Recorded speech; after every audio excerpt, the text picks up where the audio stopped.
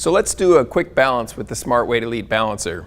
Now the first thing you're going to notice with this machine is that there are no dataset arms on it, and that's because we don't need them. Now we have a laser on the outside and the inside that's going to take the dimensions and profile the wheel for us. So all I have to do is pull the hood down, and it's going to spin up and take all the pertinent information that it needs. So now that it's spun, you can see here on the screen that it's calling for a tape weight. Well, maybe I don't have tape weights and I want to do clip weights. So I can touch here and have it switch to clip, okay? Or I could switch back to tape weights.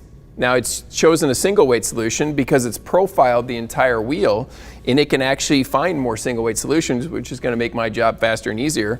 But if I don't want to do that, I can switch back to a two weight solution and then toggle between tape or clip, as the case may be.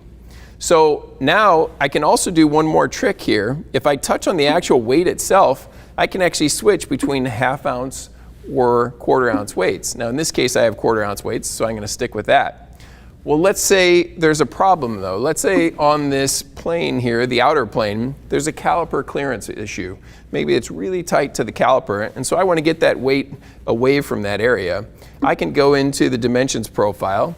I can say enable dragging, and now I can slide these weights around wherever I want. I can grab either one, and notice as I do, it's actually changing the weight callouts here down below and the predicted residual values as well. So it's pretty handy in case we run into issues such as that. Okay, so that's something else that you can do as well.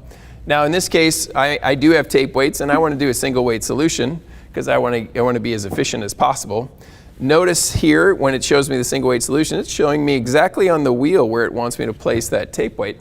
So I'm going to go ahead and do that. It says it wants 1 ounce, and it wants that ounce just inside of this feature on the wheel.